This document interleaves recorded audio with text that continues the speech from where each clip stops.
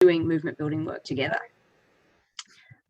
So yes, as you can tell, we're recording this session, and hopefully it will be something that other people can benefit from, even if they weren't able to join us today. So I think we'll do a quick round of introductions. As I said, I'm Marika Diaz. I use gender pronouns she and her, and I'm the director of the Safety Net project at the Urban Justice Centre, and I'm also in the steering committee of the Right to Counsel Coalition in NYC.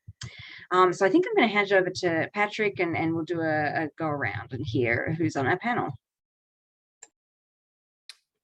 Good evening, everyone. My name is Patrick Gregoire. My pronouns are he, him, his, and I am the Right to Housing organizer at 1DC. So Marika, am I supposed to say a little something about myself, or do I just pass it along? I think you can just pass it along, Patrick. At the moment, we're gonna circle back and hear more from you all. Okay, dope. In that case, let me pass it to Amy. Thanks, Patrick. My name is Amy Galatly. I use she, her pronouns, and I am a supervising attorney in the community lawyering practice of Bread for the City, which is a direct service organization in Washington, D.C. And I'll pass it to Deepa. Hi, everyone.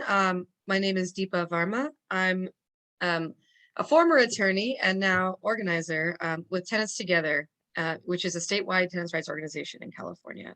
My background as a lawyer was both in New York City and in San Francisco, as an organizer in San Francisco. And I will pass it to Gabrielle.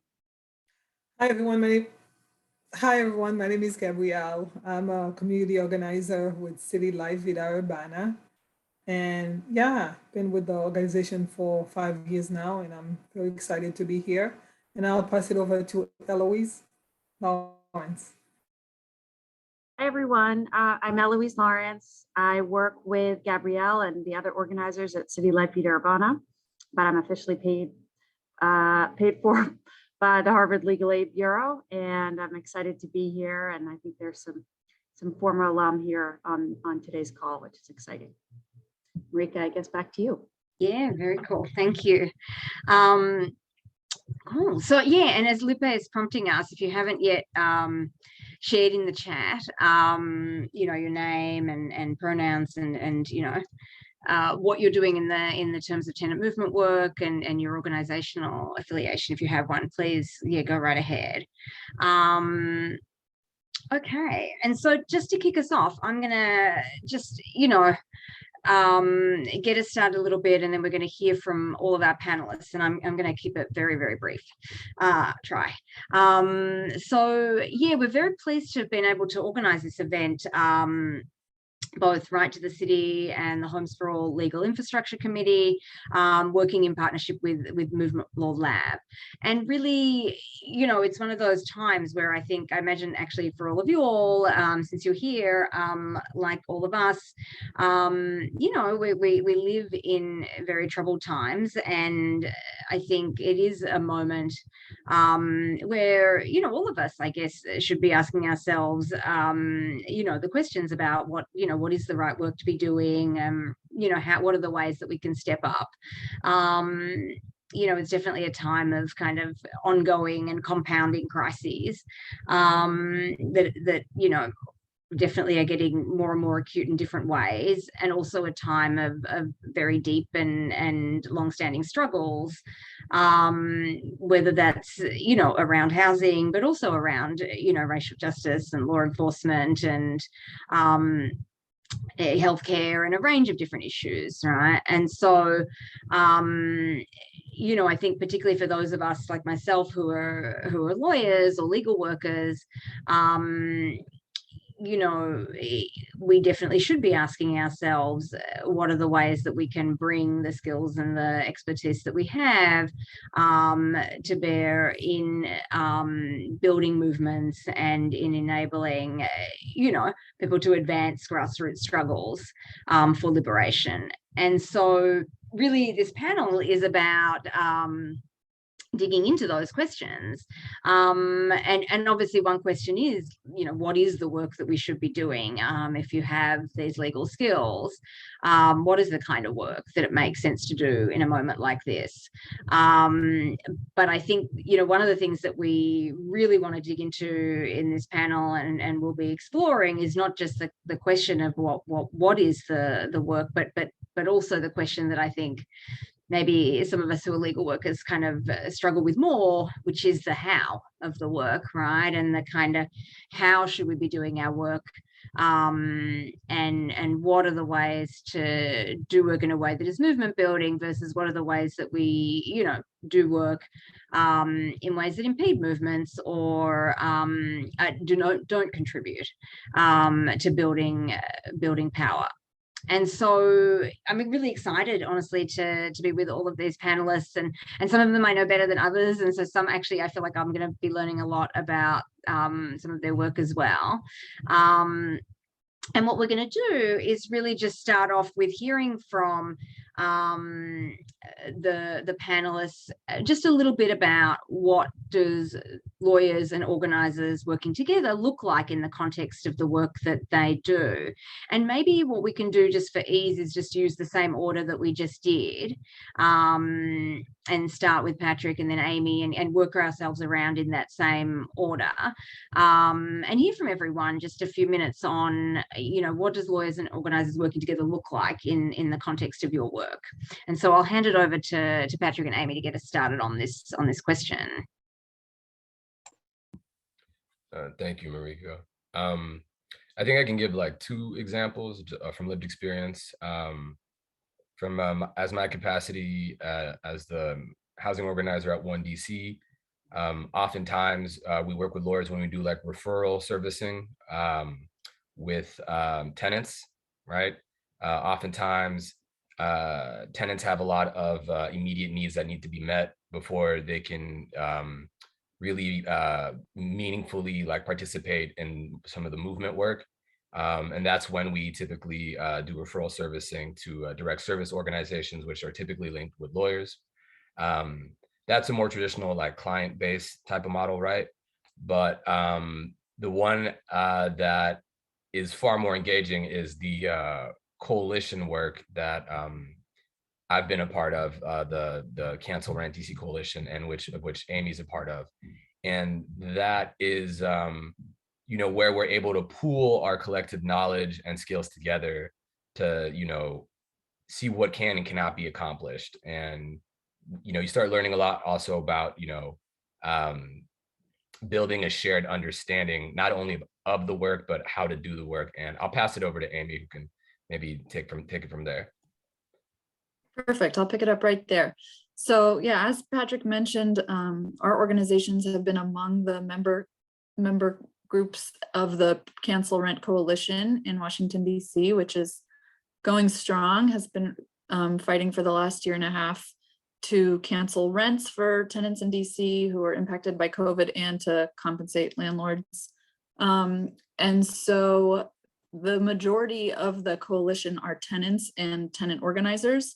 And there've been just a few of us lawyers involved in the fight. And a lot of the work of the lawyers has been trying to respond to the requests of the tenants and organizers as we go through the campaign. So one of the first things that they asked us to do was to draft legislation that actually reflected the cancel rent demands and like how specifically how would we cancel rent. So that was one of the first things we did.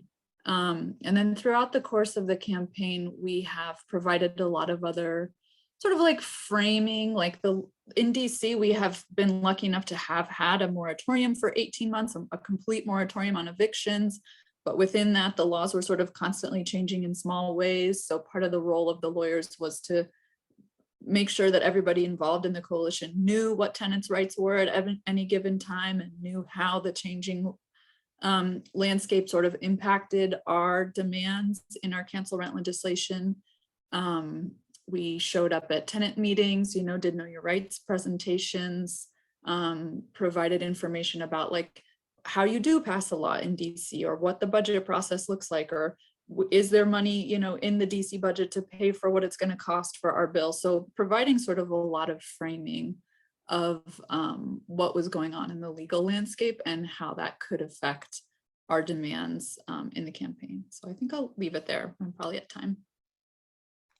Thank you both. That's really great to hear. And I think there'll be a lot more opportunity for you to hear more about some of the nitty gritty and more details as we go along.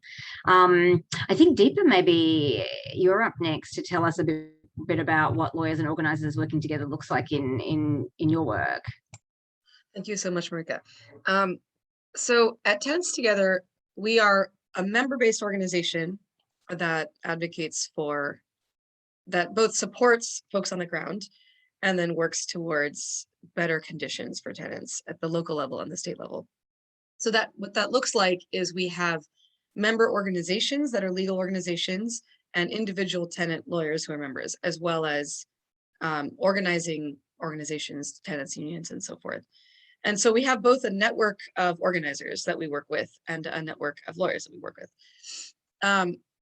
In the last year, a lot of the work we have done with both organizers and lawyers has looked a lot like what Amy described, and I think, and Patrick as well, in that we've both been trying to make sense of these new rules as they're showing up, and we're also trying to influence them. So we've been part of a coalition that's unfortunately, ours isn't going strong. We're trying to regroup and figure it out now that our emergency rental assistance has run out. That has tried to shape the policies around eviction moratoria and trying to cancel rent. And when that has failed, won in some ways and failed in other ways, we have tried to get the information. We try to make sense of what those rules are and get that information to tenants.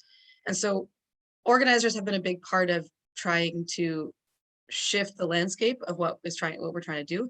And lawyers have been a big part of trying to name what actually has to exist in the law in terms of precise language, but also in terms of explaining what happened on the back end, and what's happening now in the courts with the laws we have now. We also see this on a local basis because we are supporting groups that are fighting for rent control in communities across California. And so what that winds up looking like is having lawyers help us draft model legislation and having organizers help with, the organizers are really the ones who are running the campaigns. And after we win, it's organizers who maintain the win when the California Apartment Association comes at us. And it's lawyers who help defend us in court when they sue us in court. And it's lawyers who help uphold those laws in court when tenants are fighting for their rights. And I'll pass it on. And before you pass it along, Deepa, is it okay if I ask you is there some sort of like the right to counsel work that you all have been doing? Is that a factor in all of this as well? Or is it more on the side of campaigns that you all are working on? Oh, sorry, you're muted, love. Right now it's on the side of campaigns. The statewide right to counsel is a conversation, but it's not an active bill. We have fought for and won right to counsel in San Francisco. There's an active fight in California, which I think there might be some people on this call who are part of. In LA. But as a statewide fight, it's kind of more back burner right now as we're dealing with COVID. Cool, thank you. Okay, and Gabrielle, like this is going to be great because City Life Vida Urbana has like a very strong model for how you work with lawyers. I know that. So would love to hear from you a bit more about what organizers and lawyers working together look like. Yeah, City Life, for those of you who don't know, we are a grassroots community organization. We are committed to fighting for racial, social, economic justice, and gender equality by building working class power. We promote individual empowerment, develop community leaders, and build collective power to effect systemic change and transform society. So this is very compounded. Coming to City Life for the first time, hearing all those words were very foreign to me, and they're very foreign to many of the people who come in. But eventually we get it. And after 5 years at City Life, I've gotten it. And so City Life motto is the sword, the shield, and the offer. We talk about that every Tuesday tonight, as a matter of fact, on social media live, we've already started. But prior to COVID-19, we were in person in Jamaica Plain at our main office. We would have on average 100, sometimes 75 to 100 people coming in. Many of them are community leaders coming in for help. And we would tell them that we have a simple motto, but you have to be willing to fight to stay in your home. And that's a question that we ask everyone. Are you willing to fight to stay in your home? And once they say yes, we say we'll fight with you. And the model that we use is the sword, the shield, and the offer. It's a three-legged stool. The sword is, me, the fighters, the community organizers who get together with the tenants, and we do public letters. We write public letters to the banks or the landlords, and also send it out to our public officials to let them know that this person is no longer fighting alone. Because I know I came to City Life after fighting alone by myself for over 5 years, and I got nowhere. But the second I joined in with City Life, I was able to use the sword to stand up for myself. So, but of course, the shield, that's our attorneys. We have one attorney here tonight, Eloise, and so many others who come in and stand in the gap for us. They have the legal minds. Many times a case will come through the door and really doesn't have a legal ground. That's why we will come in and fight. But eventually, if there's a need to go to court, is there any need to stand before a judge or even have some legal understanding of what's going on with the client or with the member, definitely we have our legal experts who are always willing and able to help us with that. And typically when we merged or married the sword and the shield together, the work that we do as community organizers and the work that our awesome attorneys do as attorneys and legal professionals, we are able to get an offer. For many of us, the offer might mean that, we get our properties back from foreclosure or from the bank. And for many of our members, means like, being able to get a long-term contract so that they can stay in their homes. Recently in Mattapan, in area in Boston, we had a community with 207 apartments. We found out that that community was going to be, there was going to be a sale from an existing landlord. A new landlord was coming in to purchase. And typically when that happens, we know that displacement is the next thing. Folks are going to be charged higher rents, or they're going to be asked to leave if they cannot afford it. And because we found out early on before the closing, we were able to come in with the sword. We had rallies, we organized the community. They came in and said they were willing to fight. So we came in to fight with them. And eventually our attorneys sat with the landlords, the prospective landlords, and the community leaders. We had Boston leaders, elected officials who came in to help us with the negotiation.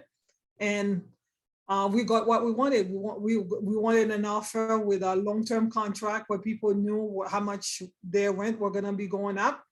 And because we had fought and because of the help of our attorneys, we were able to get that. So many other examples, but I'll leave it there.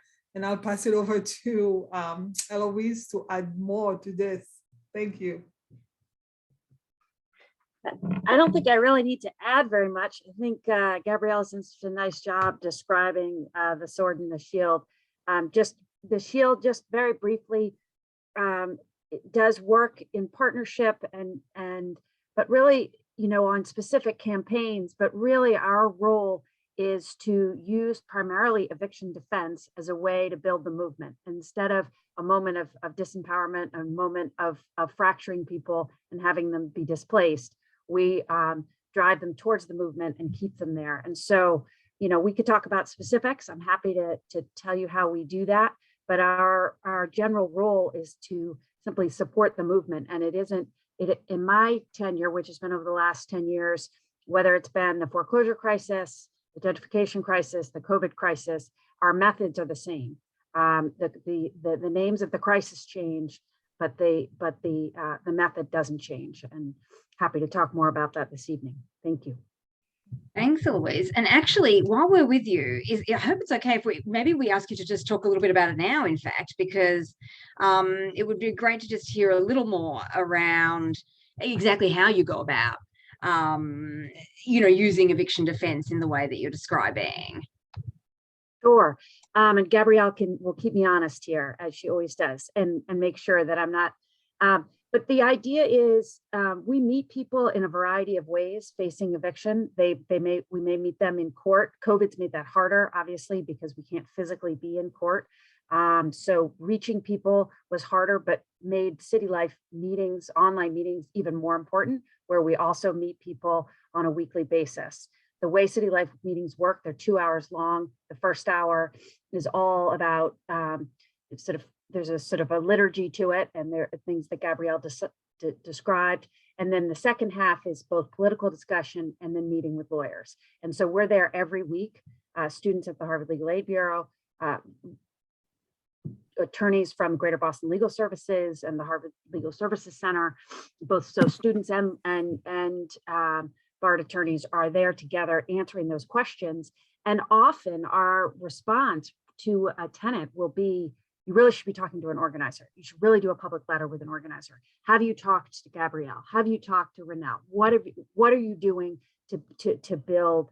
What can you do to build power? Because we know even if we if we get that eviction dismissed, the displacement pressures will continue to come. So the value of what we're doing is continue to get them plugged into the movement and to teach people how to fight for themselves. And so that's a constant. And we do that in those consultations, but we also do it in the representation. And so when constantly, if we're defending a group of people who are getting displaced from a building, we're representing all those folks in the concept of a tenants union who are working together with an organizer, and we're constantly consulting, talking with each other, dealing with strategy. So we try to use the eviction defense, which is a moment that people are acutely aware of displacement pressures and their all the oppressive forces that are coming at them, and take that moment and try to connect them to the movement. It's interesting. We had a situation this summer where we had a very large developer, had a development of 1,000 units, affordable housing developer, and they sent out just mass eviction notices, basically to get the federal money. And we went and basically every City Life went, knocked door to door, organized those folks. We then made sure that we defended as a group every single person, all 110, I think 113. We got all 113 dismissed, but we didn't stop there, right? We had rallies, we wrote public letters, we got press, and we're continuing that fight. It's interesting though, many of the people who got their cases quickly dismissed, didn't get connected, are not interested in continuing that fight. So the process and the way in which you defend the eviction matters, and it matters for the long term.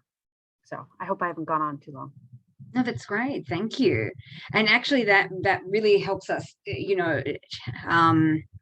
parlay into some of these questions that we want to talk about with the panel. And Deepa, I think we're going to call on you first, if that's okay, to maybe give us some of the hard truths and tell us a little bit about what you find most challenging about in the roles that you're in, in your organizing roles, what you found most challenging about working with lawyers. And yeah, I think people want to know really the tough to hear kind of truths at this point. So give it to us. Sure. And I'm giving this perspective as someone who has been on the lawyer side also. And so the thing that it's interesting because like both lawyers and organizers have this job of trying to advocate for folks and to persuade an audience of the right thing to do. But sometimes it feels like they're speaking totally different languages. And I sort of came up with like 4 different major breaks in communication to try to understand, to try to make that work better. The first is that I think that it's important to understand that lawyers represent the individual. I mean, I realize that some of you do impact litigation work, but most of us who work in housing are representing individual tenants or all the tenants in a building. But when our obligation is to that, as lawyers, is to that person, and the obligation of organizers is to is kind of looking at a larger collective. Sometimes it's a neighborhood, sometimes it's all the tenants of a particular group, sometimes it's all tenants in general, right? It's a different, when it comes to community organizers, it winds up being a different understanding of what the obligation is. And so it's just real when there's an agreement to work together on movement stuff, it's important to recognize those baseline obligations and figure it out, and to come up with agreements in advance as to how to deal with that. When one of the tenants decides to take a buyout, or one of the tenants decides to move, or that they're fed up with something, what is your obligation as an attorney? How should an organizer talk to that attorney? How should an organizer talk to that tenant in that situation? And I think organizing helps actually convince tenants to stick around and recognize that their collective solutions might be better than their individual solutions. I think there's also a really different relationship to risk that lawyers and organizers have. Lawyers are basically trained to assess risk all the time and avoid it. And organizers are jumping into the void and trying to create something that doesn't exist yet. And so sometimes that can feel like a gap in understanding. And when it comes to questions of strategy, that can get in the way, because different people having different relationships to risk tolerance means that there might be a really big disagreement as to how to move forward. And when that happens, I think what's important to do is to recognize who is responsible for what pieces of that campaign or that case or that situation, and who has expertise in different areas. And then go from there. And then the third issue is related to that. It's structural power, right? So lawyers go to school for years to get a professional degree, and organizers often don't have any particular credentialing from schooling. And because of that, lawyers often have all kinds of structural power. They're more likely to be white, they're more likely to be men, they're more likely to come from middle-class backgrounds or professional class backgrounds than organizers. But on top of that, just by being lawyers, they have a certain amount of credibility in the world. And it's important when in the work we do, in terms of trying to break down oppressive structures of power, that we recognize that that is walking into the room, and that lawyers themselves and organizers themselves are internalizing these dynamics to some extent, and lawyers might be crediting themselves with more knowledge about things they don't know about, and crediting organizers with less, and organizers might be doing the same thing with each other and with other people in the room. And to just be really aware of that and recognize that lawyers might know a lot about what happens in a courtroom, but they don't know that much. They may not know anything about how to run a campaign. Which leads me to the fourth thing, which the thing that lawyers really don't know, that organizers do know, is organizers to some extent have work with a theory of change, and they're actually trying to change a system, and they're trying to change the conditions that we're fighting under. And that means that organizers are analyzing power and analyzing how to influence decision makers or narratives on a much broader scale than lawyers are doing. And so and are looking to things that don't exist yet. And so we just need to approach these conversations with respect for that specialized skill set, even though there's no degree associated with it. That's great. Thank you for breaking it down in that way. It's really helpful, I think. And, definitely folks, feel free to if you're hearing things, you want to know more about them, feel free to pop questions in the chat as we go.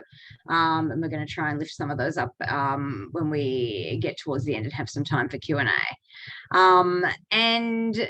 And so, Diva's sort of broken down some of these, what are some of the challenges that organizers face when they're working with lawyers. And I noticed that Liv put in the chat kind of something about alignment and and having these relationships. And so I wanted to sort of turn to Gabrielle and see whether you can share with us a little bit. You gave us like a really compelling kind of example of the kind of work you all have been doing at City Life Vida Urbana, and would love to hear more about the kinds of relationships that you think lawyers need to be establishing with organizers when they're trying to be helpful to movements and when they want to be movement lawyers. Like, what kind of relationships with organizers should they be building? Yeah, definitely. I think Eloise mentioned it earlier, and I wrote my talking points, but I guess everybody else is covered everything else. But I tell you, it's a true partnership. It has to be a true partnership based on mutual respect. Again, going back to what Deepa said earlier, you have to understand that many of us who are organizers have lived experience. We've been there, we've done that. And we know sometimes members will come into the office or they'll call in and they're afraid, they're ashamed. That's one of the things that City Life preaches almost every week. We encourage our members not to be ashamed of the situation that's going on, but they are ashamed of it. And many times they'll come to the office and really hiding the truth. So I had an example here where I was at the office at the time, we were still at the office, and this one person came in, and when she first came in, I had a conversation with her. I knew her situation, but I didn't know completely what was going on. And she had so many issues that she was sharing about what had happened to her. And it was almost borderline paranoia, thinking that people were coming after her, they're coming after her house, and they were coming even after her life. But anyways, long story short, at 7:30, she ended up going to see an attorney. And I thought at that time she would sit down and feel more comfortable to open up and tell the attorney what the legal issues, if she knew. Well, she actually didn't even know what the real legal issues were. She started talking about the same thing, about how they're coming after her. And that student attorney who didn't really know how to handle the situation said, you know what, there's really no legal ground here, no basis here for us to help you. I'm sorry, there's really nothing we can do. And as soon as she said that, the woman left and was storming out of the room. And I saw her leaving and I stopped her again. I don't know how it happened, but I saw her leaving and I stopped her. And after talking to her, I kept saying, you don't understand. This process here takes time. You have to be patient. And perhaps you don't have a legal ground right now, but let's look at your situation. Did you give her any of your paperwork? She's like, no, I didn't bring it. Someone told me to come here and see a lawyer. They will solve my problem. So many times the mindset is come to City Life, see a lawyer, and they'll solve your problem for you. Versus coming to City Life, this is a movement, and you'll come and learn about your rights. And by learning about your rights, you'll be able to resolve your issues and then pay it forward to help other people. That's not usually the message, and they get it. Come in, get your work done. And because I stopped her and I was able to talk to her and had an appointment set up the next day, we were able to discover and uncover what was really going on. And this woman was actually in foreclosure. She had received the letter, but she didn't even know what it was. And long story short, because of that, I was able to reach out to attorneys who were able to help her with the bankruptcy. And also, again, our sword. We would public letters for her to the bank and to the public officials. And she felt a lot much better. At first, she was leaving saying the heck with City Life. But later on, she became a very active, vocal member of the community.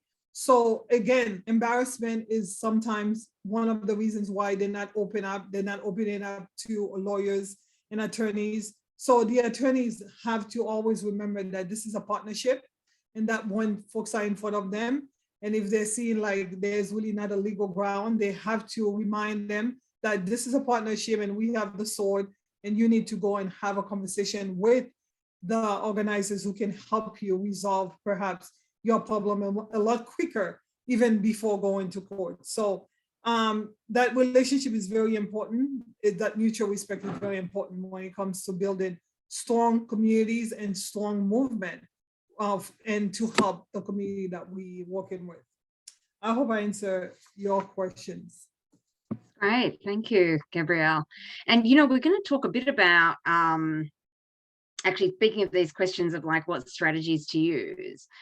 Want to turn to Amy and Patrick actually to talk us through something that I think a lot of people here will have heard, these terms sort of insider strategy, outsider strategy, but maybe are less familiar with exactly what those things are and how they operate in an organizing and movement building context or in campaigns. And so, we'd love to hear from Amy and Patrick a little bit, like, what do these terms mean to you? And how in your work are you sort of involving lawyers or not involving lawyers in each of these different types of strategy? Sure thing. I'll speak a little bit about the inside game, but mostly about the outside game. I'll let Amy take the inside. But our insider team is mostly well, both teams have to have tenants and folks that are just the most impacted, right? Because anything you're working on, if it's going to impact those folks, they have to be, not only does it have to be informed by them, but if you're doing it right, it's got to be led by those folks, right? And this is something that we're always falling short of, but we're always trying to do better and better and better. But insider strategy is the folks that can talk to power holders, right? Whether that be council members or legislative directors, whoever's the important person in the fancy suit. And usually that team involves lawyers, policy analysts, people within that realm, right? But whatever arguments they can present, whatever demands they're trying to push or whatnot, it's very easy for a council member or the representative to say, wow, I can see you guys put a lot of work into this. There's just no political will for this right now, or some such response. And that answer is going to be contingent on what's going on outside. And I guess that's where that's where we kind of come in, right? So in the Cancel Rent Coalition, we have this insider strategy group, but we also have an actions committee and an outreach committee and a communications committee, right? And when I hear a policy maker or someone with power saying like, there's no political will to do this, or I don't think I can do this, what I'm really hearing is, I'm not incentivized enough to do this yet. And my job is to figure out how to incentivize you. So in our action group, working with other organizers and tenant leaders, we do a lot of like power mapping analysis, who can move what, who has the power to move what, and who of these power holders is most movable, least movable, who do we want to focus on, what do they care about, what's the thing that they need to do for their day-to-day, and how can we, have an effect on that in such a way that they'll sit down with us and talk to us, right? And that can be a positive incentive, that can be a negative incentive. But of course, all of this is also contingent on your base, right? All of this, just the whole foundations of this is on base building, reaching folks where they're at. You got to be up in the buildings, you got to be up in the community centers and the churches. And then it's also a lot of relationship building, right? People tend to come to this due to their own personal self-interest, and the way we like to talk about it is, how do we turn your small s self-interest into big S, so like our self-interest, right? So that's where a lot of like popular education comes in, right? A lot of political education, right? And then that's when you talk about organizing tools, right? And it's also important to have lawyers present. If there's lawyers in your movement, it's very important that they be in these conversations, in these groups. If for for just the obvious, having someone going back and forth between the insider and outsider working groups. So okay, here's what the council member spoke to us about, and here's what his concerns are. And then like, this is not something that we're going to be able to affect with our current legal tools and our current legal leverage. We need to change the terrain up. That's when we come into play, right? But also, I think, and I think Deepa was speaking a little bit to this, right? About understanding what game you're playing, right? What goals you're trying to achieve. Because I've been in rooms and it's very, given the education and socialization that you can't help your training, we might say, okay, we're trying to do this, and then it's very easy for a lawyer to be like, oh, that's unfeasible, or that's illegal, or that's and what I think is more true is it's illegal right now. It's unfeasible given the conditions. These things are subject to change, right? Me voting was illegal not long ago, So and all that comes from organizing, right? So that's the outside strategy, the action, the outreach groups, that provides the necessary leverage to get the council member to be like, oh, these folks are serious. Oh, these folks are organized. And I could, talk with, their insider folks who speak my language and understand my concerns, or I can go on TV and have to explain why, North Capitol is completely clogged up and no one can get to work, right? And our communications group, I think, is where, all three factions kind of meet. You got the outsider group, insider, and then you have our more communication specialist folk. If you got to do media advisories and things of that nature and interviews, a lot of this is both informed by what's going on the ground and what's going on behind closed doors. And with that, I think I'll pass it over to Amy. I don't actually feel the need to add anything to that. I think that was really comprehensive, and I know there's a lot of other important questions in the agenda. So feel free to come back to me later, Marika, if we have more time, but let's keep going. Cool. Sounds good. Thank you. Okay. And then, for Deepa and Gabrielle, then I guess, it sounds like part of kind of having this kind of relationship, having this alignment, kind of being able to work together in a really kind of powerful and functional way is about kind of having a sense of shared sort of goals. And I'm curious, like, if you can talk a little bit about how, for each of you, how do you get to that with lawyers that you work with, like get to that shared understanding of the goals that you have, and like what are some of the challenges maybe that lawyers have in kind of arriving at like a common landing place in terms of like what you both see as the goals of your partnership? I don't know, Deepa, do you want to start us off? Sure. I was thinking about ways in which I've worked in lawyer organizer partnerships that have worked well in the past and trying to get to that place. One of those involved helping, I'm thinking of two examples where it was clear that with just like lawyers by themselves weren't going to get the job done. And it helped to explain to the lawyers what our goal was. So in one of those situations,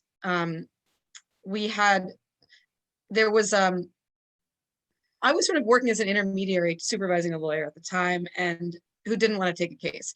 And an organizer reached out to me saying, there's this case that needs support and we just need time. And I said to the organizer, I don't see any defenses here, but okay, but what are you going to, and then what the organizer was able to do to help me make sure this case got prioritized was to say that this was a case where they had an ongoing public campaign and they just needed to get the lawyer to come, they needed the landlord to come to the table. And so it was just a matter of filing one more motion and refusing to settle a case. And so it was helping that lawyer understand that it was a different calculation, that it wasn't just a matter of basically that these organizers were trying to discredit this landlord as evicting a number of immigrant families in a particular building. And they were running a campaign through the kids' school. I mean, they were collecting signatures from the kids' schools. And ultimately the landlord did agree to let all the families stay, despite the fact there were no defenses, because they were about to launch, a media campaign, and the landlord backed off. But in order to get there, the tenants needed to not settle, which meant that the landlord, the tenant attorney needed to not convince the tenants that they had no case or no chance to win. So basically, part of what we needed to do in that situation was convince the lawyer that that court is not the only venue of how to change the outcome of the situation. Another situation that was like that was a scenario in which an organizer was helped us recognize that there was a whole set of tenants in a building. It was also like immigrant families in a highly gentrified neighborhood, and there were certain cases that were really good cases, and then one case that was a really bad case, and all of the tenants in the building were being sued. And of course, the landlord brought the case that had less defenses first, and it helped that the organizer pointed out to me that this was a street that was really narrow. The tenants were organizing with the community group that had been part of organizing with Filipino residents against housing displacement for decades in San Francisco. And one of the most famous incidents that had ever happened in the city around housing justice was the I Hotel, which had been a massive historic event where thousands of people were in the streets, and the sheriff himself got arrested for refusing to carry out an eviction because of how much press it got, which led to us having rent control in San Francisco. And she said, the organizer pointed out that this is a scenario in which it's a narrow alley. We have enough people to block the street and make this the biggest eviction blockade since the I Hotel, which happened in the 70s, 70s, I think. So that was all it took to help us understand, all right, I guess I mean, it's not just about convincing these tenants, asking these tenants whether they're gonna like take this buyout or move or risk trial, right? There's more at stake here. So sometimes, I think it can be helpful it was easier for those organizers to convince these lawyers to hold on to these cases because we understood that. And so in these scenarios, it was helpful that the lawyers at least were attuned to the fact that the question of whether organizing was at stake. It's harder when you're an organizer and you're dealing with lawyers who don't get it and don't understand. And if that's the case, I think it's really important that the tenants themselves are inoculated against what the lawyers are going to say to them. And I've seen that happen too. That's scenarios where if the tenants aren't inoculated, then lawyers can convince everybody to move out because they have no case or because they might lose just because of their fear of risk. And so I think it's helpful for an organizer to explain that scenario first to the tenants themselves, because at the end of the day, the tenants are the clients, and the lawyer has to do what the tenant says, not the other way around.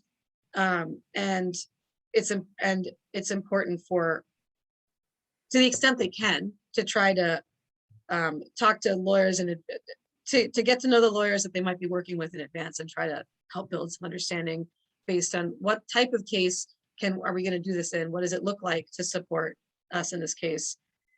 And to try to work it out before the tensions are high and before they're actually involved in that situation. I don't know, that's cool. Thank you. Yeah, no, it's really helpful examples, and it's great to hear some of these concrete scenarios. It's really great illustrations of some of these challenges. And Gabrielle, do you have any scenarios you want to describe? And you don't have to, no pressure if but if you had anything you wanted to add in this arena, of how you get on the same page. Yeah, I wanted to add that, intention is one thing, but intention is not enough. So when attorneys come to communities, especially Black and Brown communities, to me, it is very important to establish trust and show empathy, and before you even offer legal advice. It's so important to do that, because for us organizers, we go in, knock at doors, offer help. We don't assume automatically just because we know what the rights are that the people are going to be receiving it and they're going to want it right away. It takes us years, and sometimes, multiple years to build that trust. So an attorney who comes in and say, well, I have a Harvard law degree and I know everything, so what I say goes. I had someone told me that one time, and I was flabbergasted. I was shocked, because I was hearing at the meeting with City Life that if you are willing to fight, I'll fight with you. So my perspective at the time was, okay, City Life is telling me if I'm willing to fight, and now I'm in front of this person, definitely not Eloise. Eloise is awesome. Not her students either. But, folks who sometimes feel like, because they have that law degree and they know better and they can tell you what to do. So it's very important to have that empathy and to be able to understand that the community needs more than just somebody to tell them what to do. And also to, we are building a movement. So again, we have to remind attorneys that this is we're not doing cases, we're not case workers, we're building a movement. So we tell folks, those most impacted must lead. So if you're gonna be impacted, you are most impacted and we're asking you to lead, we have to create leaders. We cannot create people who just say, yes, sir, no, sir, and followers who are not willing to stand up for their rights. So attorneys who are able, like Eloise, who are able to give people options and tell them, this is your decision. It's not our decision, it's your decision. Here's an option. I can help you get to the finish line, but this is your option. So not only mutual respect for organizers, but also respect for the community that they're serving. It's so important in order to be very effective as a movement attorney and as a community attorney. So that's what I would like to share. Thank you. I really appreciate that. It is really a common issue where attorneys, I think a lot of people experience attorneys who get defensive when they have a client who is actually just basically trying to assert themselves, which is the very thing that organizers are trying to cultivate, that confidence, that ability to assert yourself, that sense of power, all of those things. And then when you have lawyers who experience that as an attack or feel defensive in the face of that, it can be really undermining exactly what organizers are trying to build and kind of foster in people. And so it is like a very interpersonal thing, but it's a very important one. It's not always about that collective dynamic. Sometimes it's very much about like that individual interaction that the tenant will have with the lawyer. So thank you for lifting that up. I really appreciate it. Okay, so we're gonna flick to Q&A pretty soon, but before we do, we have a couple of sort of almost rapid fire questions, really, but not too rapid. So I'm gonna ask actually the lawyers on our panel to maybe just relatively quickly tell us, like, for each of you, Amy and Eloise, what would be one key lesson that now you know it, but when you started out working with organizers, maybe you didn't know it, and you really wish you had, so it's something you've learned over the course of these years that you've been working with organizers, that maybe as a a new movement lawyer, it was not something you realized, but now you know, and so you're going to fill everyone here in on that so that everyone has the benefits of your learnings. And maybe we'll start with you, Amy, and move to Eloise. Awesome. Yeah, so I'm going to go back to like where I was at the beginning of this Cancel Rent Coalition work 2 years ago. I was very committed to the values of movement lawyering. I was like very much wanting to do movement lawyering the right way. And so when I first got involved with the coalition, my understanding was like, okay, this is not about me. I don't know the answers. I'm not in charge. I'm just going to sit back and like wait for someone to ask me to do a specific thing. And I realize now, looking back, that I was still operating from a pretty lawyerly understanding of like how campaigns work, how coalition work happens, which is like, there must be a plan here. The organizers must know the plan, and they'll like tap me in when it's my turn to do the lawyer thing that's like in the cards for me. And so it took a while to realize like, that's not how this works. That's not what we're doing here. We are all here like co-creating this beautiful movement, like one meeting at a time. We're figuring out what our goals are and what our roles are.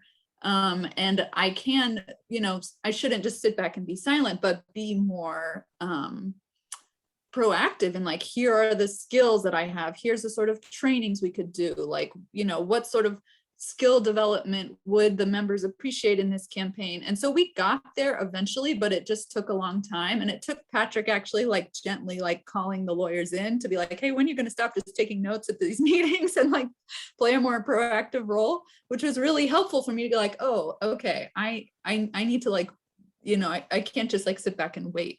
So that was a big lesson for me. That's great. Thank you. And it is like a hard one. I think that a lot of people struggle with that balance of like, you know, being able to take a step back, not being at the forefront, and stepping, you know, into the spotlight, shall we say, as a lawyer. And at the same time, not being so far in the background that you're sort of fading into the recesses and not kind of active. So that's great. Thank you for lifting that up. And Eloise, what about you?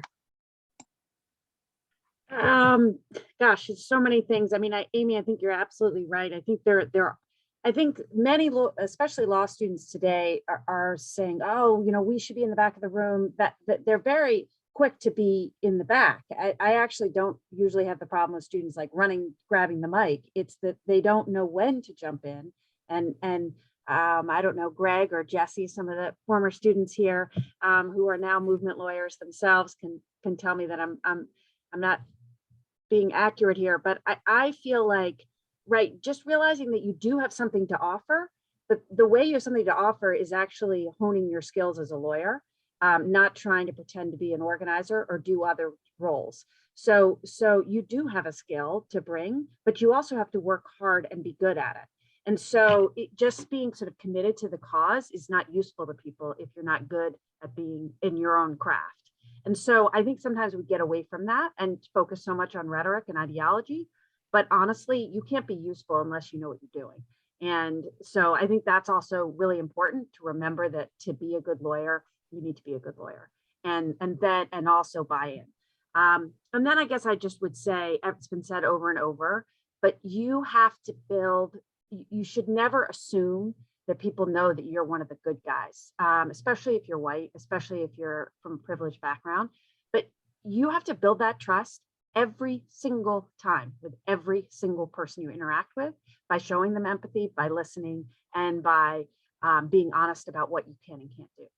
That has to happen every time. And it doesn't matter if you're as old as I am or if you're just coming out of law school. So that's what I would say to someone who was starting out.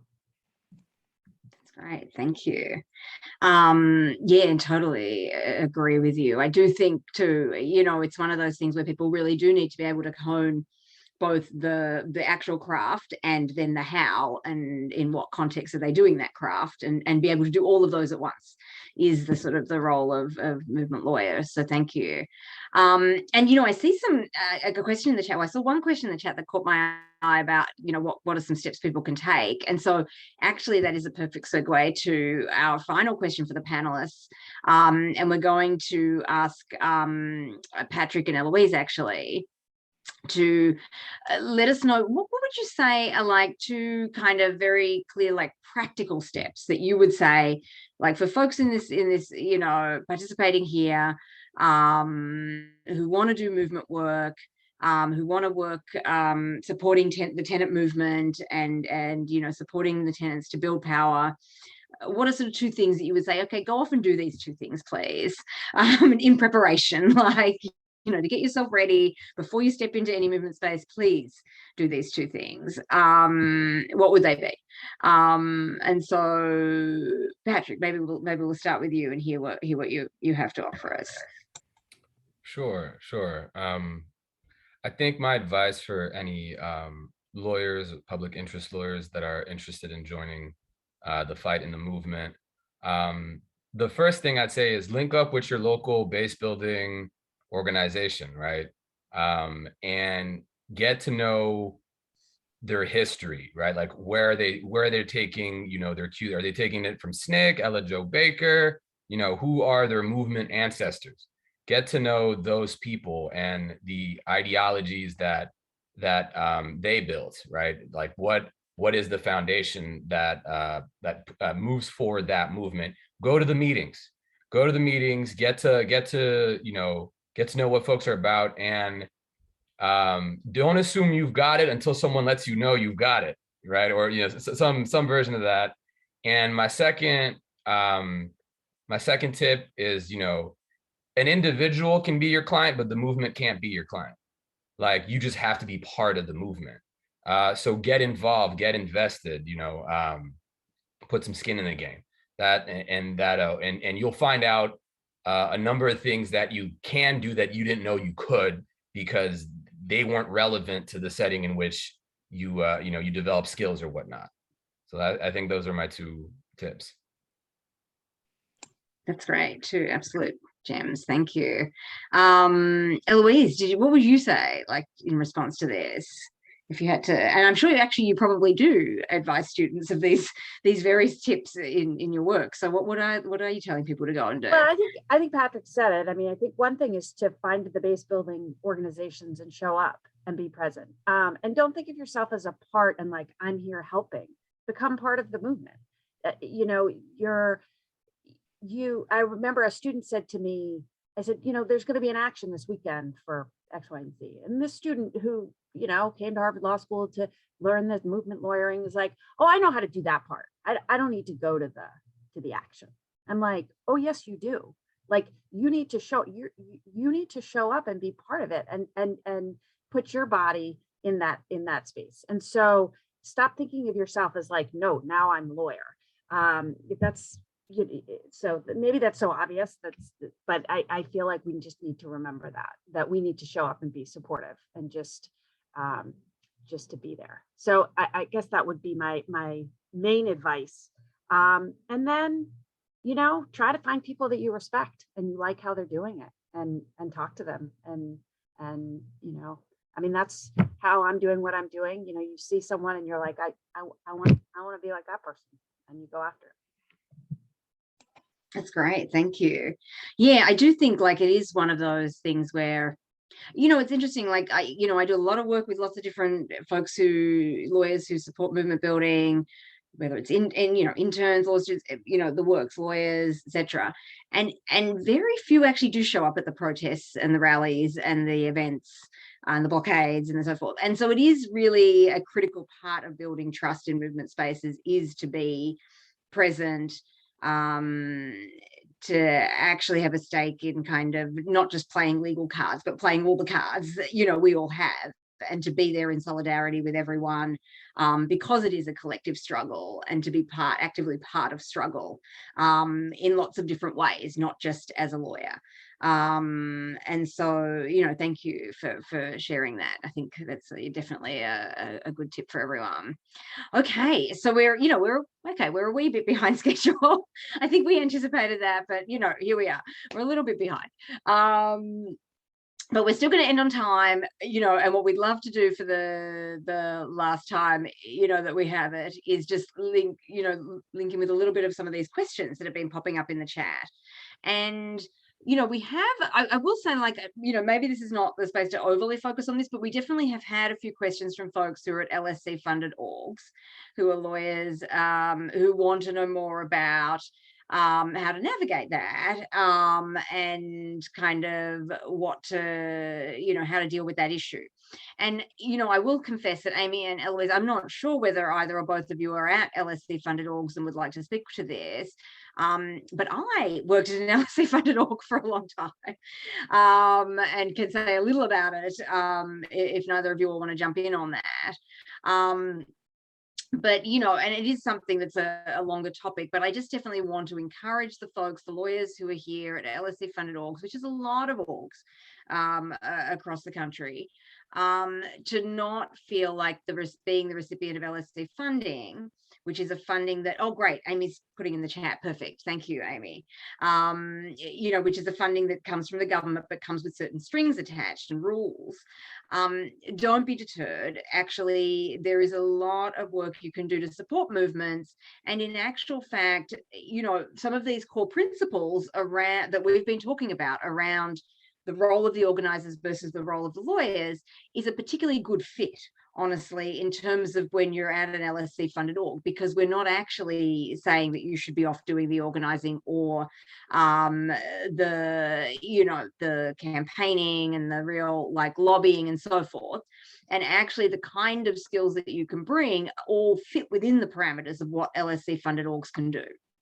And so, you know, I would definitely urge you, if you're at one of those orgs, to not be deterred and to really still dig in, and also happy to offer up, you know, I think after this, we're going to share the materials and and share the recording and so forth, and definitely always happy to communicate myself with LSE funded lawyers who really want to do movement work to provide some guidance there. We also have some, a range of different questions, and I'm wondering whether let me look and see what some of them we've already answered, which is great. But there are some kind of, questions around, like one that came up most recently in the chat around kind of working against landlord lawyers and kind of how you really grapple with kind of the ways that landlord lawyers operate. And I'm wondering whether maybe we could start with an organizer on this question. And I don't know, I feel like maybe Deepa, with you, some of the things that you were talking about, did you want to talk a little bit about this question? So basically the question is really, how are you organizing against landlord lawyers? And I guess, one thing that might be good to connect that with is like, how are the lawyers that you're working with playing a role in supporting that? That's actually been really challenging. We definitely have a list of it was a particular dirty dozen when I left practice in San Francisco. Now it's a slightly different list, but some of the same players are there. And I will say that there's been several, I can think of 3 or 4 different folks who the movement has gone after in different ways, or different people have gone after for really bad practices, and which have backfired. One of them, the lawyer, this is the only example of this I've ever seen, but where the lawyer actually sued the organizing group for defamation or libel or something and won, and then wound up getting paid money, and it was a disaster. Another time, so another lawyer runs landlord boot camps in San Francisco and Oakland, and protesters like disrupted one of the boot camps, and it wound up giving him more notoriety, right? It didn't shut him down at all. So and it didn't hurt his business. I mean, I think landlord attorneys are just like such a nasty bunch of people that I don't think it actually harms them. It just I think going after landlords themselves seems like a more useful tactic. That's just been what I've seen. I will say there's another piece of it that's interesting. We have rent control in San Francisco, and there's a rent board. And so sometimes there's like some politics around who's on that rent board in terms of landlords and tenants, and whether or not there are certain, I don't know. It's, for the most part, I think that like the worst we've been able to do is get politicians to distance themselves from certain people.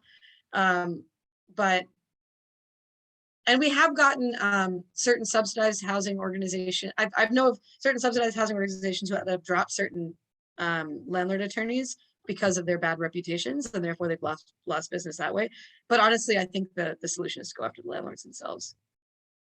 At least that's the experience. Yeah, thank you.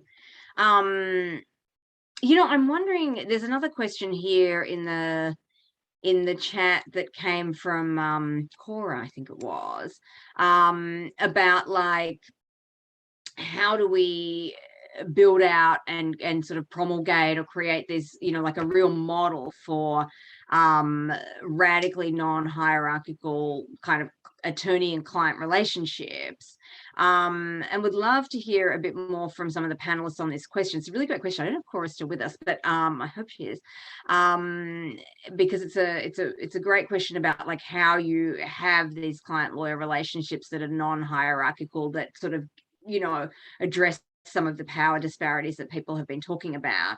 And I don't know, Gabriella, whether you want to maybe start us off on this question, and I'd love to hear from some lawyers too. But in City Life Vida Urbana, have you thought about this question of the power imbalance between the lawyer and the client, and how you address that? Going back to the lawyers getting involved in the community. If you're going to be serving the community, show up. Let them know you are here. Let them know that you are interested in knowing what's going on with them. Becoming a friend. I run I lead several tenant associations. The lawyers who are in the community, who are part of that, the community of Manapin that I serve, they come to the meetings. It's always excited when they come in and they be part of, like, even this holiday, maybe not this year and last year too, but we usually have like holiday parties that will come and be part of that. But when we have rallies, they show up. The more people see you, the more comfortable they become with you, and then all of a sudden you become a friend, and they're hearing from a friend, not so much from a legal expert. Of course, they know you have the knowledge, but they're hearing from a friend. And again, going back to many times, the folks who are attorneys do not look like the people who are in the communities they're serving. So it's so important that they know you are one of the good guys. Like Eloise said, you are one of the people who are interested, who are really genuinely interested in doing right by them. And all of a sudden, your voice will matter, and your opinion will matter, and everything that you want to, they know there's a mutual respect there, and that they're working with someone who's really interested. I always say that to Eloise. I feel like she's one of the best attorneys. She cares about people. I've seen her cry when cases are won, and it's amazing because it's you are in a position of privilege, and also you are in the best position to really change people's lives.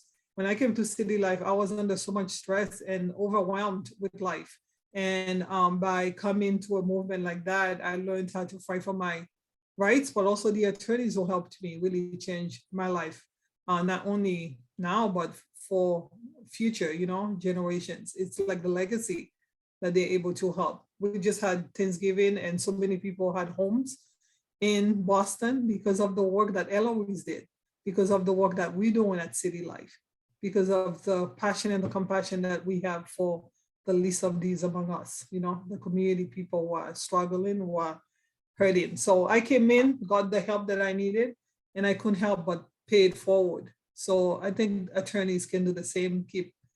Some of them came from different backgrounds, but I'm sure many of them too have had lived experience, and they can continue to pay it forward and care for people and really change people's lives. We had this one guy who came in, I remember 2 years ago, he came to the office crying, an older gentleman, crying because he was about to get displaced. The building was being sold, and they were telling all of them to get out. But Eloise and everybody else came in and helped them, and of course with the sword and the shield. And now 600 Humphreys, pretty soon, it's going to be a low income, affordable housing for the community. So what we do is amazing. We can do it every single day. We can become better at it, and we can do it with more passion and compassion and empathy. So that's my goal in life. Yeah. Thank you. There's a question that's on a little bit of a different tip, but from Amy Epler-Epstein here in the chat. And I think it's actually for you guys, Patrick and Amy, around this question of inside-outside strategy, and whether you've ever experienced any sort of conflict in the messaging and the goals between those two. I don't know whether, Patrick, we don't have a ton of time, but if you had a couple of minutes of just letting us know a little bit about, whether you've had that experience of a conflict between those, I think that would be great. I'll speak for a minute, but then I'll pass it off to Amy. I feel as if I've taken up a lot. But I think it's really important that at the beginning of your partnership, you spend a lot of time coming to common understanding, right? The first few months of DC Cancel Rent Coalition was all internal infrastructure building, processes building, from a principled point, right? From our beliefs and whatnot. I think if folks come in just with like, I want to do good, I'm one of the good guys, then things can get a little hairy. But I'm gonna let Amy take about any contemporary conflicts we've had. I think actually when we realized we needed to split up into this is the group focusing on the inside strategy and this is the group that's planning actions, it helped resolve a lot of confusion we had about messaging, because we were like, okay, we have this bill, we want to cancel rent for all these people, but then how do we're talking about it one way to tenants, but then how do we talk about it to council members? And when we realize like, okay, we have the same goals, but it's okay to have slightly different messaging depending on who our audience is, as long as we're always clear with the council member that like, in the long term, these are our goals, What we want you to do this month is this specific clear thing that we're asking you to do. That really was that was very helpful for me when we had that clarity that it's that you can have a slightly different messaging as long as you're clear what your long-term goals are. Great, thank you. Now, look, I'm just looking at the time, and we've obviously heard like a lot of jewels and pearls of wisdom from the panel, and we didn't get to all the questions, but we did. We got to a good bunch of them. So I'm sorry to the folks whose questions we weren't able to get to. But before we lose everyone for the evening, what I would love to do is direct everyone to a link in the chat where we really want to invite all of you all to basically share with us your thoughts on the event and actually take a minute for yourselves to,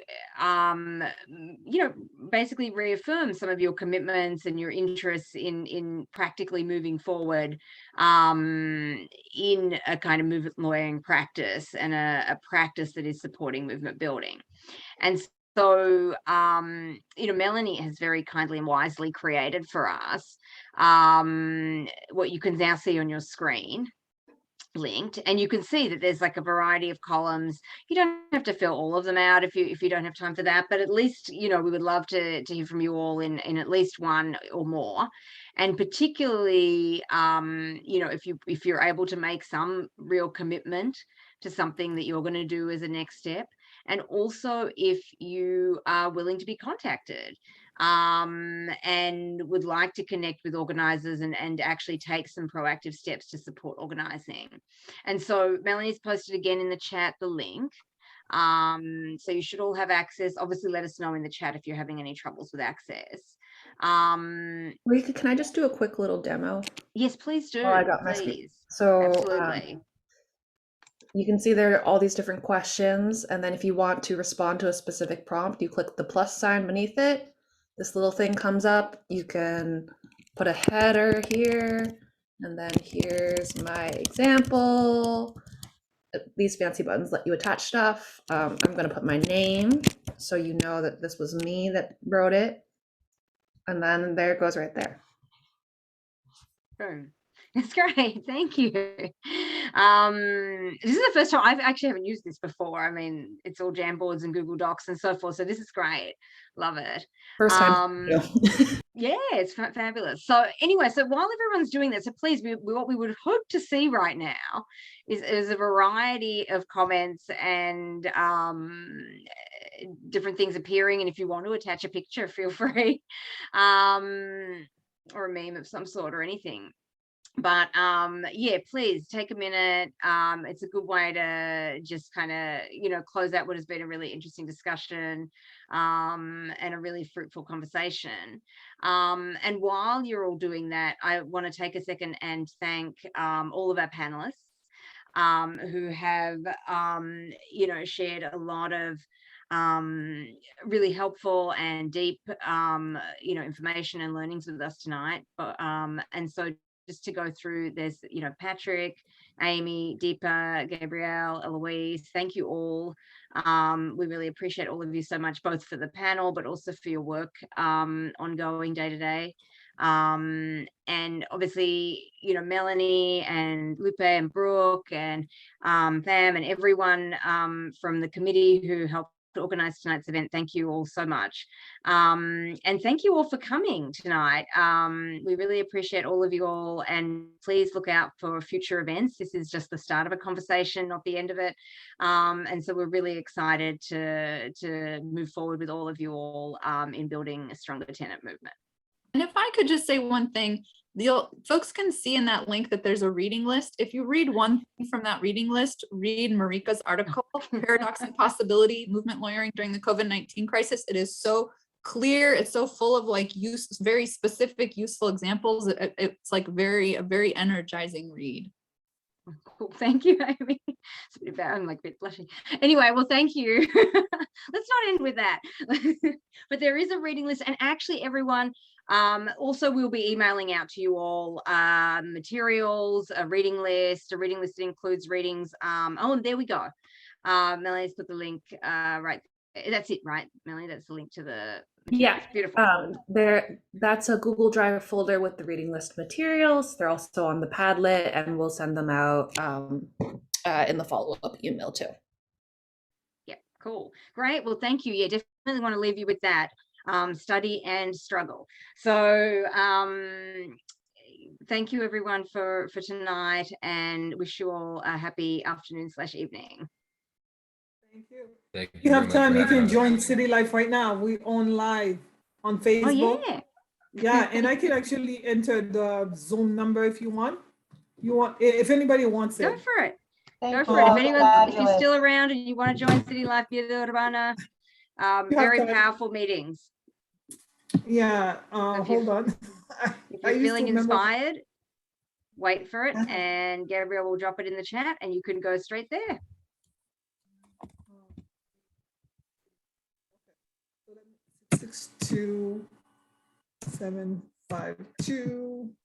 627527555. Yep. Enjoy. Enjoy, Thank you. everyone. Good night. Or you can just go on Facebook Live or Facebook, clvu.org, or Facebook, City Live Vida Urbana. Oh, great. And Eloise put the Zoom in the chat too. Yes. Excellent. Thank you. Okay. Thank you so much, everybody. Myself. Okay. Bye. Thank you. Have a good day, everyone. Yes. We're going to stop recording.